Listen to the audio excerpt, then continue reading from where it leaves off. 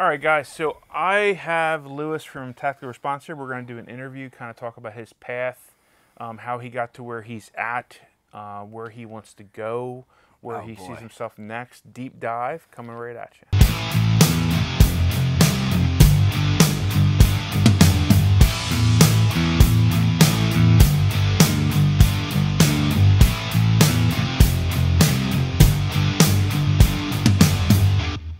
All right, guys, so introduce yourself. Hello, everybody. I am Lewis Karras. I am an instructor at Tactical Response, a school that James Yeager started in 1996. Our motto or mission statement is that we teach good people how to kill bad people. Which should be done. Which needs to be done in certain circumstances. Yes. Right? Since I've taken Mag 20, okay, I've realized that we do need to, or we should say things that we mean in a way that makes it clear what our intent is. Yes. Right? Like, if I go the rest of my life without having to kill someone, that's a great thing. I would be very happy. That's a win. I would be very happy. That said, if someone needs killing and I'm in that place, I have no problem doing it. Right. And I do believe that you know, like it or not, the minute you strap a gun on your body, whether you realize it or not, there is an inherent responsibility and weight that comes with that. And if you don't feel that responsibility and weight, you should probably take the fucking gun off. Right. Because you are taking on a responsibility and you are demonstrating a maturity level that is unfortunately the minority of what you see.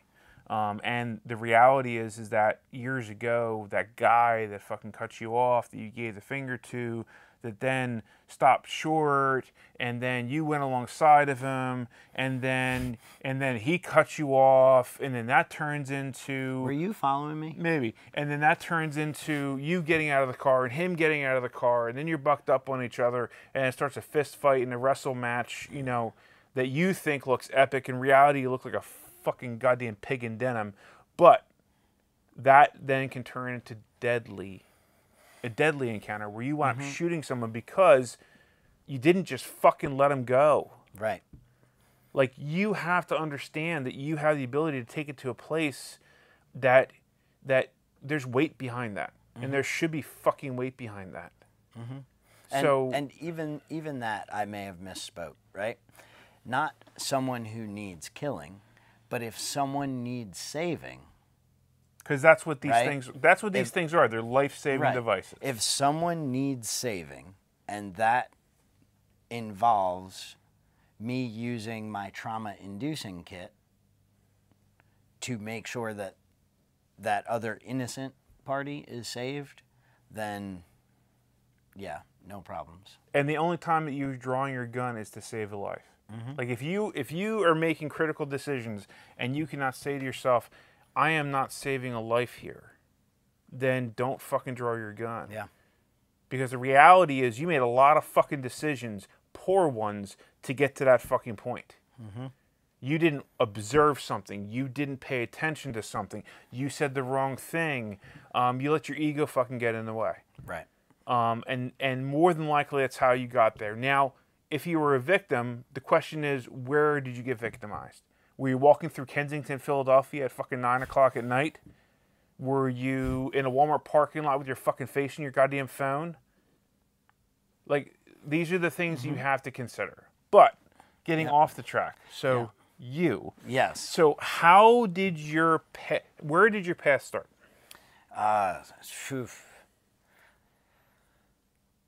My path has been very interesting, right?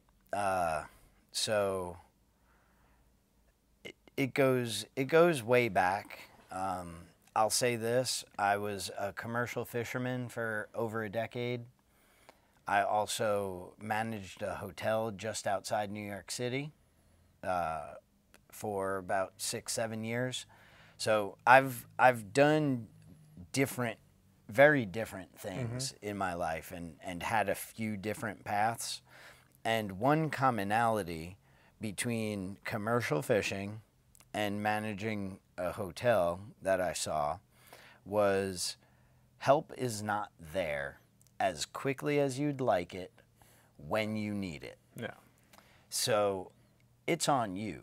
Like, guess who was like there before or right as all of those emergencies started, whether it was on the boat or in the hotel lobby? Me, myself, and I? Yeah, I was there. Like, I was at all of those emergency situations that I had been involved in. And I knew I wanted to be able to better handle those things.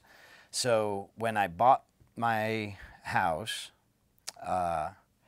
is when I really started to take a look at this world that I'm in now. I knew that as a homeowner, and at the time was thinking about, the possibilities of starting a family, I needed to be a protector. Right. So I started going down the rabbit hole and realizing that I wanted to get professional training, because I know it's not as easy as the movies make it look, or as people who they have infinite ammo. Yeah, and the bad guys always miss. So a lot of people, they think, they'll go to the gun store, buy a gun, stick it in their sock drawer, and their home is now secure. Well, yeah, because you know what I mean? It radiates this pulse that keeps out all the ninjas and bad people, because they know now that you're armed. Oh, yeah, and you're a badass. Right, exactly. Right? Because you shot 20 rounds out of that gun when you what bought else do it. you need to do? Yeah, I mean, and, you even hit a beer can, and they're, like, little. Yeah, they're tiny. And, I mean, like, on the fifth truck. a person is Right. really big. So if I could hit this beer can off the fence post, then I should have no problem. I'll just shoot him in the face. Exactly. Right? If it comes down to it, I'll I mean, just if you do have a that. shotgun, you just rack it, and then they run away. Yeah.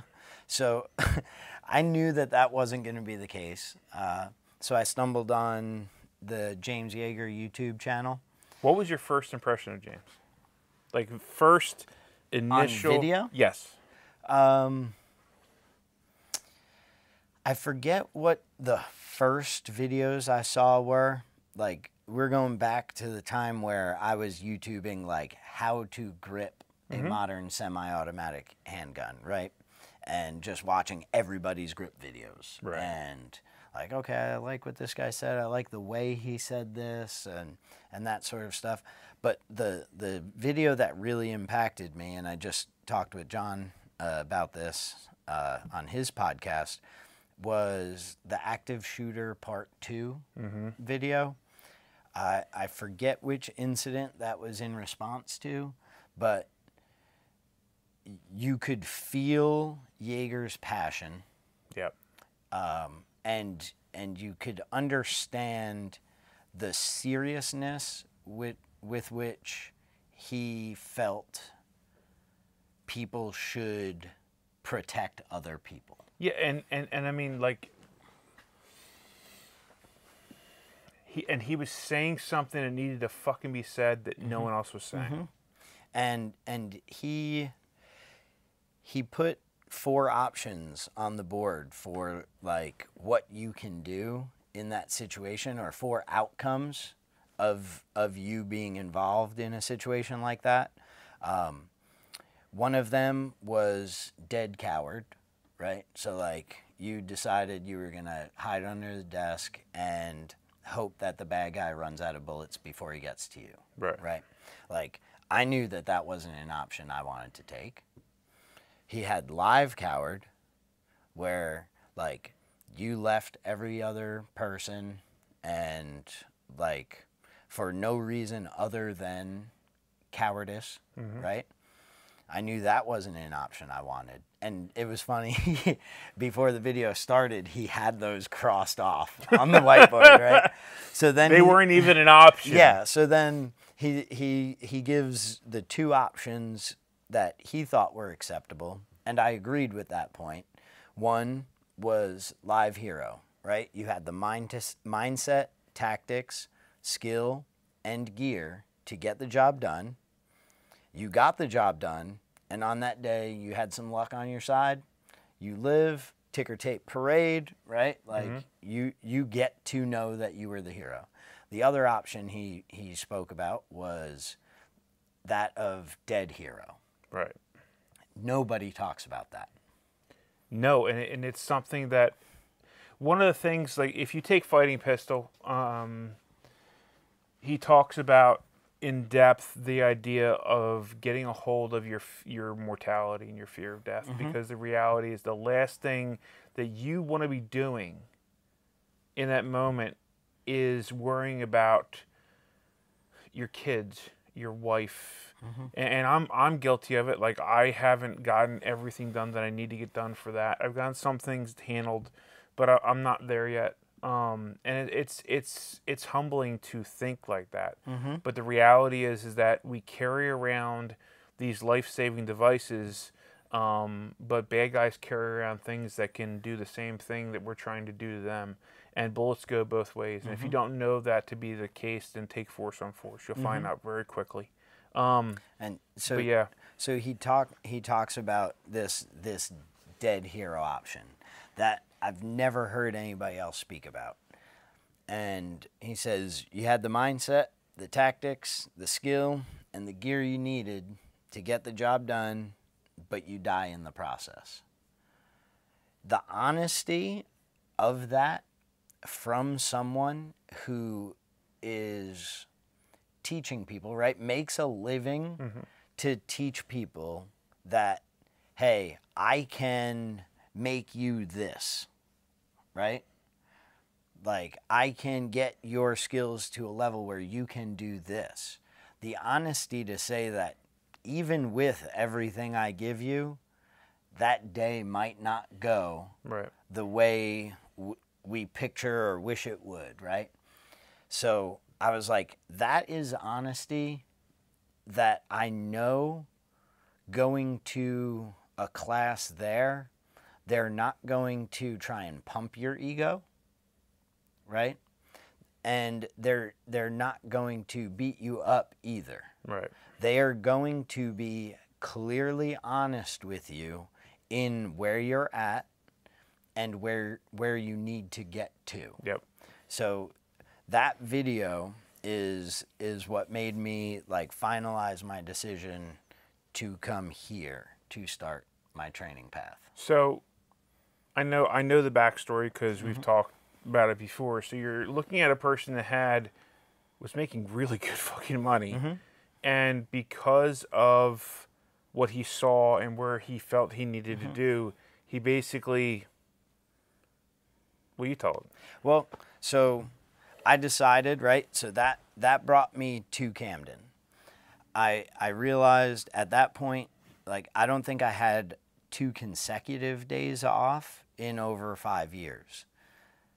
So I decided I was going to come down here. We're looking at, from the Northeast, you're looking at a full day driving, or maybe day and a half, right? And a full day driving back. So for a 2-day class and 2 days of travel, for me to get 4 days off in a row after not having 2 in a row for 6 years, I might as well shoot for the moon and ask for 7 so I can take this 5-day class. And I signed up for the Way of the Pistol. Like, at that point, I didn't even know enough about the videos to know that I should have been taking the trifecta, Yeah. But, and the week that it was, there was a Way of the Pistol, but there wasn't a trifecta going on. But in hindsight, again, I didn't know what I didn't know. I was like, oh, this course description, like everything I'm going to need to know with a pistol. I'll go down there for 5 days. They'll give me everything I need. And, they're honest, so they're going to get me to that point. And then, I had no intention in needing another class in my life, right? Or ever taking another one. Right. I mean, like, it's got everything you need. Yeah, it had everything you need. Right. There was some medical in it. Right. Right. There was some force on force in it, so I get to test everything before I go. And So that was the class that I thought I was going to need to check all those boxes in being a protector for the rest of my life. About halfway through day one, I realized that these 5 days alone were not going to really do it. Yeah. Like, I wanted more. Yeah. Like, yes, that 5-day class will take you from here to here. So if you come down for the way of the pistol, like, you are getting a lot. You will improve. It is like, a fire hose. Yeah, you won't recognize your skill set after way of the pistol from beforehand. Yeah. And we were talking about some of the stuff in advanced class over dinner. But I realized I needed more of it. I went home. I still had not met James, right? Oh, He was on. You mean you trained here Yeah. and you didn't meet James? Yeah. Yeah. Fuck. I mean, like Yeah. it's almost like he's a busy guy and is doing Yeah. a lot of things or something. Well, I didn't know he had other instructors, right? Like, Right. I didn't know anything, shit. right? So I come down. The cadre was amazing, and had enough of an impact on me that when I went home, in short order, I decided I was going to be taking a year off, right? Had some money set aside to do some other things, but I was like, I can take that. I can take a year off. I bought an Airstream. I threw a bunch of stuff in the Airstream, and I was like, I'm coming down. I'm going to Camden. I thought I'd train for like a week or two and then take the Airstream, kind of tour the country. So it was going to be like a year walkabout, right? But then after I took fighting pistol for like the third time and did it strong hand only, then I was like, I want to take it a fourth time so I could do it weak hand only.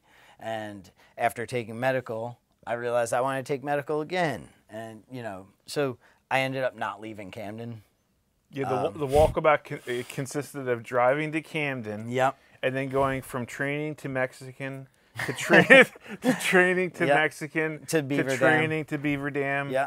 To training to somebody else's house, to training to Jaeger's place, to training to So about 6 months in, James came up to me and was like, "Hey, like, I see you're getting pretty good at this stuff." At that point, I was kind of helping out during some of the classes. I think that all started because after my 7th time through fighting pistol, I was like, okay, I can learn from watching at this point. I don't need to shoot the 1,000 rounds every time. So I'll just go and kind of pick up things that I like what other people are doing. Again, still just building on myself at this point. And like I was standing watching and like, this guy's doing something really good. Oh, the way he's getting his thumb or versus this guy, make sure you don't do that. So I'm just taking notes and looking at this guy's grip and I'm like, ew. And Tim looks at me and Tim goes, "Hey, that guy's grip's fucked up. Go fix it." And like as Tim will do. I mean, I was a student, so I was very hesitant to want to try and be an instructor at that point. But Tim was like, James tells us. Yeah, like, no, you go ahead. If you know what you're talking about, don't be afraid to help someone else. So But James says, after fighting pistol, we're all instructors. Yeah, exactly. And so he asked, do you want to learn this stuff to the point where you can teach it? And at that point, we had some conversations because he knew kind of what I had left, and I wasn't sure. Like, I thought I was going back there and that kind of stuff. And I was like, well, I don't want to say I'm going to work here and teach for you, but if there's an option to learn this to a deeper level, yes, I want to do that. And he was like, okay. So then he started kind of peeling a lot of the layers down for me, and getting deeper and deeper into our curriculums, and not just the 2 whys when we explain, hey, we do this because, and there's like 2 big ones that should win everybody over and end the argument, but then we got into like the 6th and 7th level of why. Yeah. So that was an amazing experience. And then when that year was up, I asked, we were actually up in Pennsylvania teaching. I asked if that meant, since my year was up, if I had to walk home. And he laughed. That would have been fucking awesome. Yeah, right. Well, your year's up. It's been great. We got you about halfway home. You annoying motherfucker. So is anyone here going his way? He may need a ride. Yep. So he goes, no, you don't have to walk home.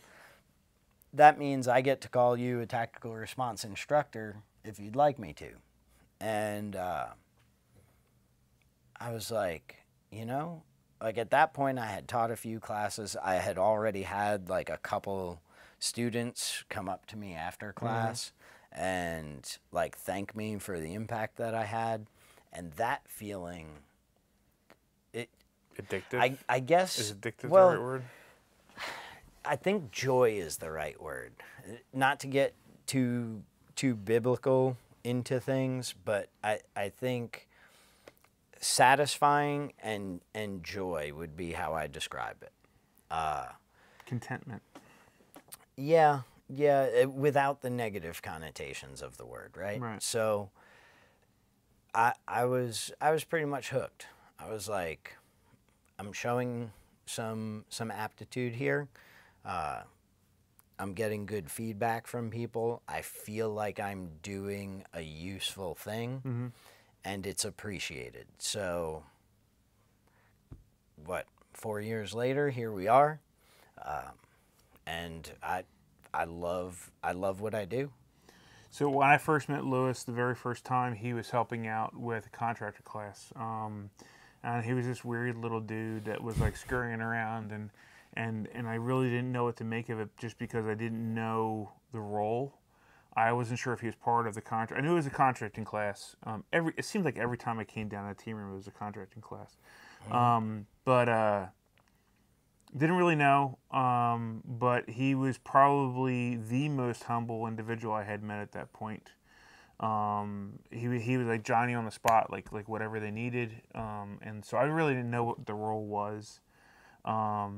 And for whatever reason, we hit it off. And then the next time I saw you was during the fight. Because the first time was immediate action, the second time was the fight.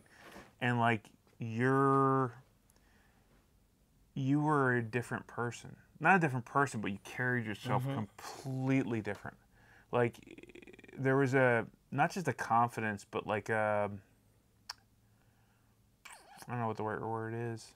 You were just good with who you were, and it wasn't like a braggadocio thing. It was just a very interesting thing that you were affecting everyone around you with that same thing. And that might have been, I don't remember exactly the dates on that stuff, but that might have been like pre-deciding to do this and post. Right? Because there was obviously... You definitely were an instructor by the time, because you were an instructor during the fight. Yeah, so there was a hesitancy in myself to be full out, right? Because I didn't want to pretend like this was something I was going to do. Right. Until I decided it was something I was going to do. So I was a helpful co-student until I was an instructor. And that's, I think, probably an explanation for that, because I've been pretty full of myself my whole life. Well, so yeah, I mean, I don't think yeah, that didn't show up in the last 3 years. Right. So I mean, like, and during the fight, like I was leaning towards your side of the shoot house, because like Tim was funny, Jay was fucking intimidating as fuck. And you were kind of like that in between, like you knew what to say to get people out of their heads so they wouldn't game the fucking scenarios, make it real for them, but at the same time give them the idea like, hey, like this is gonna be okay. Yeah, I have an advantage. Like, it wasn't long ago that I was new to a lot of this. Right? That to me is an advantage. True. Like, there'll be people out there that will say, well, he's never done this, never done this, never did the never things. done this. Like, I argue, first of all, like, what's one of the biggest fears that people could have, civilian taking training, like home invasion, right? Mm-hmm. How many firearms instructors out there have survived a violent home invasion? Like, I know one, right?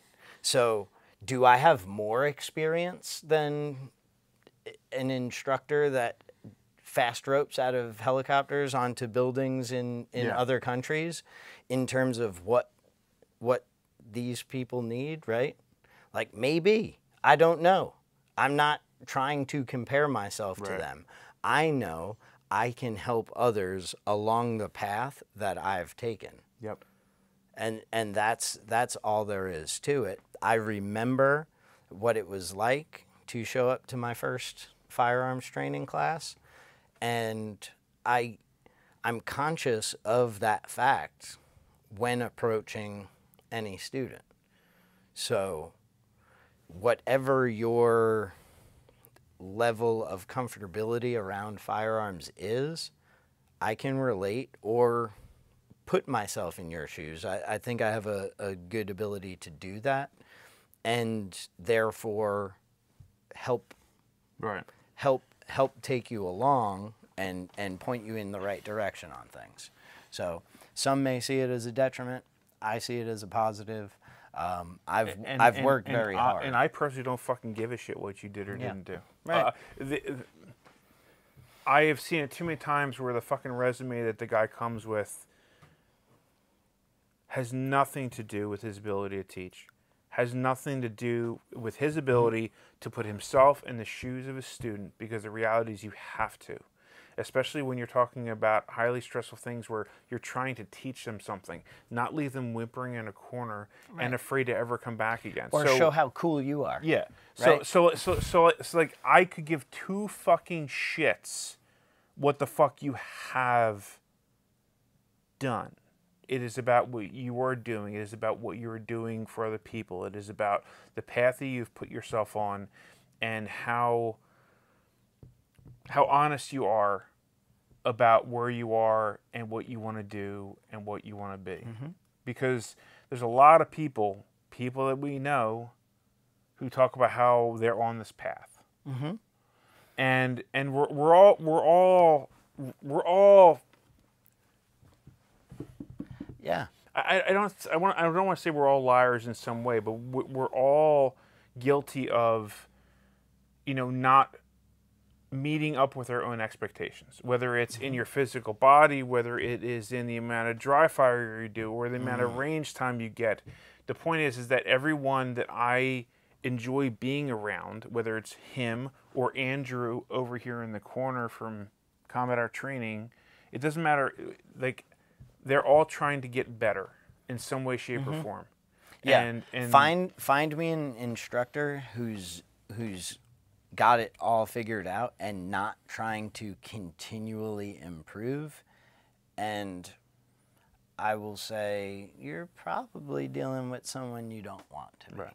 Like, if James at 30 plus years into this like martial lifestyle, right? It's difference between shooting and living a martial lifestyle, and studying the path of the martial lifestyle. And if James could still be studying and still like demanding of himself to take at least 4 classes a year, Yeah. to continue his improvement, Yep.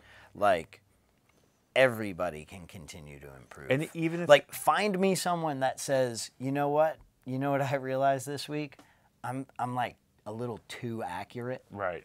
right? I'm a little too fast. Yeah. My cardio's a little too good.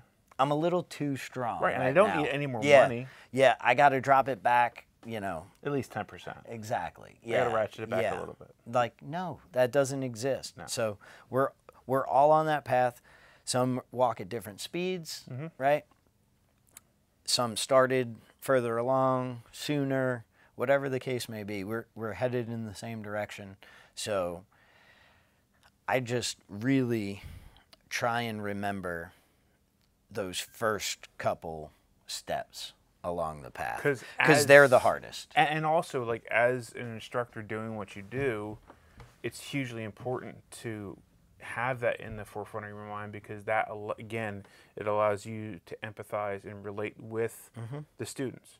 So I mean, that's the whole point of this channel. Like, you know, I kind of hemmed and hawed about like changing the name, because, you know, if I change the name, then no one's going to know what it is or whatever. And then I kept on going around in circles. Why? I like the name. But I'm saying, like, I kept on going around in circles. Like, what do I want to do? Like, awesome. You know, my daughter wanted me to name it Backyard Sasquatch, which was kind of being funny, which is pretty fucking funny. It's what I'm going to call you from now on. Exactly. But then, like, I kind of thought, like, what am I doing? Like, what's the point of the channel? Mm-hmm. And it's basically exploring my path through this. Mm-hmm. So that brings up the question of, where do you see yourself going? Like what's next for you? So this is difficult, right? Because you're caught between being humble and like speaking things into existence, right? So part of me wants to remain humble, part of me wants to speak things into existence. I think you could do both. I want to continue my journey on this to see how far it can go.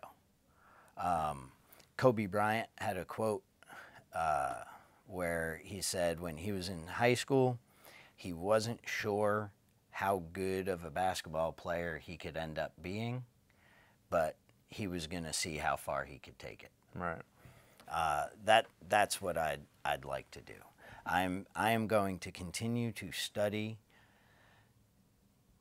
everything that I can about this martial lifestyle, all the different facets that go into it. I'm going to continue to live that lifestyle to the utmost, not as much as I can, to the utmost. I want to be an example of what you can do when you put your mind to it.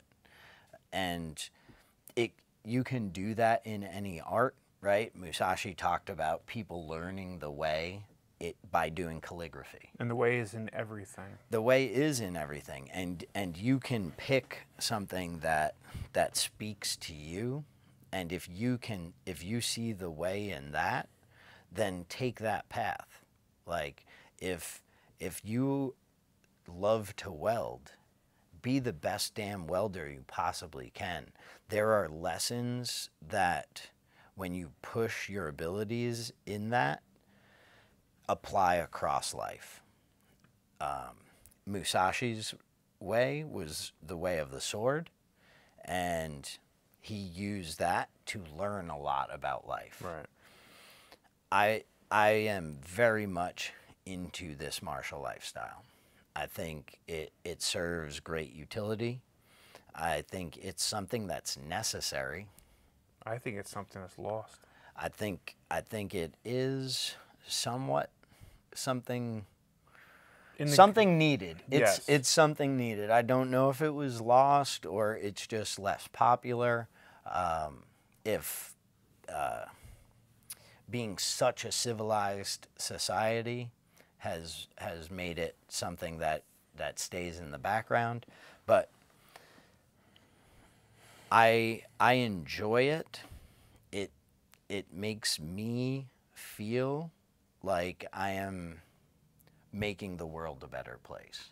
Like, if I am in a restaurant, like, I feel like that restaurant is safer having me in it, and I want to continue that and see how far I can take it. And you're going to hear this in a number of videos, and maybe I've said it in the past, but like, there's very few people that I would trust to just drop my family off and say, here, go talk to Lewis. Wife, daughter, whatever. Yeah. You know, there are very few people that I have found in my life that my bags are packed for, and I know that's kind of it's kind of an overused term, but what it means is basically, like, if he said, "Hey, I need you," I would put down what the fuck I'm doing, and I would go. It's the town, Yeah. right? Like, that never gets old. Every time I see it on Instagram, like, I repost it on my story. Hey, listen, like, I can't tell you about it. I need your help. We're going to hurt some people. You can never ask me about it. Whose car are we taking? No question. Yeah. No, like, okay. Yeah, I mean, because at that point it doesn't matter. Like even if, like, there's people that I guarantee you can picture right now in your head that you're at odds with, you're having arguments with, all these other things. It doesn't matter in that moment. No. So, guys, like this is a man that is on the path. I think that he brings great honor to James. Thank you. And what James created here, because there's something special here, and I think that that he is absolutely carrying on what he started. I think if he has the ability and the opportunity to make it better, and you should be here, you should train with him, you should allow him to teach you and show you his perspective on things. You should spend time with him. There's things that you can learn outside of the move and shoot. Not that that's not important, Yeah. but so get your ass down here, get to tactical response, take a class. Maybe you'll be lucky enough to get Lewis as an instructor. Remember, guys, Yeah, all our guys. I mean, everyone here is fantastic. We all do a great job. But, you know, reach out, say hey. Maybe at some point he'll, you know, put up more of a social media presence that is actually, like, about Lewis. Well, so my personal, I'm going to go ahead and plug my Instagram here. My personal Instagram is Boomshays, that's BOOMSHAYS_big_adventure. And So, I'll Boomshays link Big it below. Yeah. Follow him on Instagram. We all see the fucking generic warrior quotes thing, the guy, the whatever. But I have found that I don't think there's a single thing he's posted that hasn't been in some way thought-provoking or in some way is echoing something that's going on in my head. So I think he's a good person to follow. Yeah. I filter those for you guys. Yeah. Like, there's a bunch of them that are like, yeah, all right, come on, that's a little extra. Yeah.